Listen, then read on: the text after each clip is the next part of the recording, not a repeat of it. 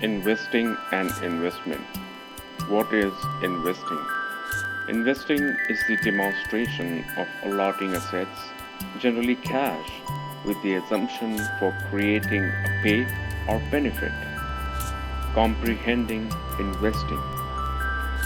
The assumption for a return as pay or value appreciation with measurable importance is the central reason of investing.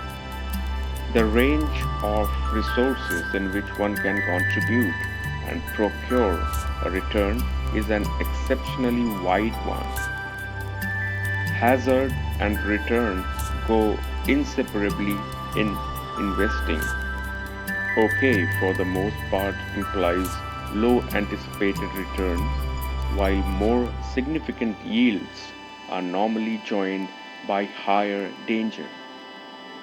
At the generally safe finish of the range are essential speculations such as certificates of deposit, CDs, bonds, or fixed income instruments are higher on the danger scale, while stocks or values are viewed as more dangerous.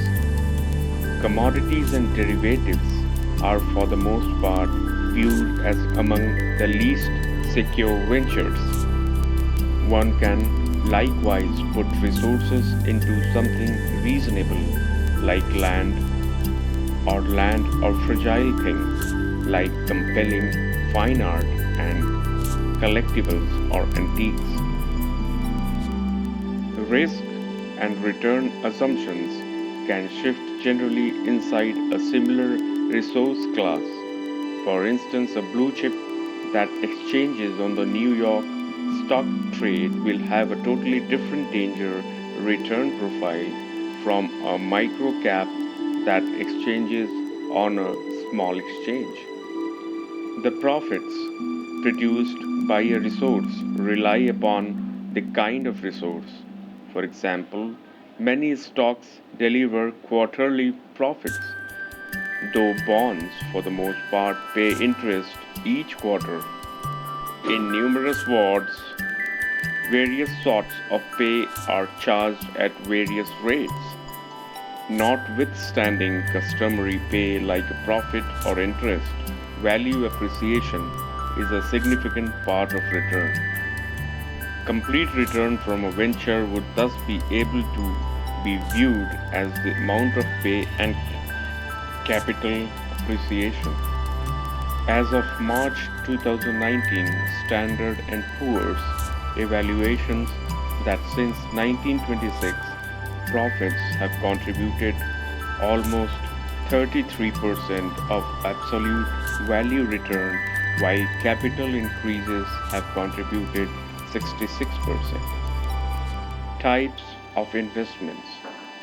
While the magnitude of investments is a vast one, here are the most general types of investments. Stocks. A buyer of a company's stock becomes a part owner of that company.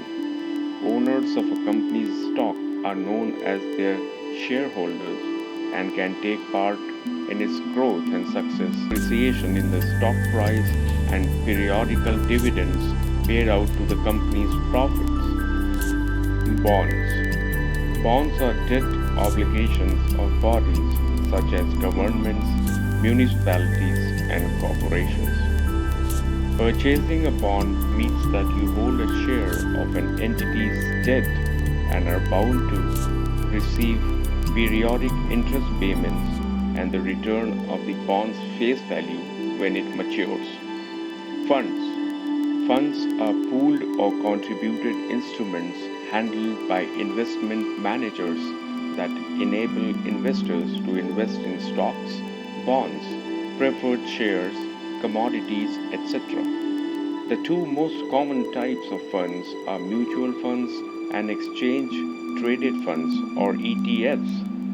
Mutual funds do not do business on an exchange and are valued at the end of the trading day. ETFs operate on stock exchanges and, like stocks, are valued constantly throughout the trading day. Mutual funds and ETFs can either passively track indices such as S&P 500 or the Dow Jones Industrial Average, or can be efficiently operated by fund managers. Investment trusts. Trusts are another type of pooled investment, with real estate investment trusts the much known in this category. Real estate investment trusts invest in commercial or residential properties and pay regular distributions to their investors from the rental income received from these properties. The real estate investment trusts do business on stock exchanges and thus offer their investors the advantage of instant liquidity. Alternative investments. This is a universal category that includes hedge funds and private equity. Hedge funds are so called because they can hedge their investments best and bets by doing long and short on stocks and other investments. Private equity musters companies to raise capital without going public. Hedge funds and private equity were typically only available to affluent investors deemed accredited investors who met certain income and net worth. However, in recent years, alternative investments have been introduced in fund formats that are approachable to retail investors. Options and derivatives. Derivatives are financial instruments that derive their worth from one another. Instruments such as stock or index. An option is a more often derivative that gives the buyer the right but not the compulsion to buy or sell a security at a fixed price. Within a determined period, derivatives usually employ leverage, making them a perilous high-reward proposition. Commodities. Commodities include metals, oil, grain, and animal products, as well as financial instruments and currencies. They can either be traded through commodity futures, which are agreements to purchase or sell a fixed quantity of a commodity at a determined price on a particular future date, or ETFs. Commodities can be used for bearing risk or for speculative purposes. Investment is utilizing money to buy assets in the anticipation that the asset will generate revenue over time or appreciate over time. Consumption, on the adverse, is when you purchase something with the immediate intent of personal use and with no expectation that it will generate money or increase in value. Investment also assists grow the economy because it creates economic activity such as the purchase and selling of goods and services and generates employment. Employed people get paid and either save, invest, or spend their money. If they spend their money, businesses generate more profits.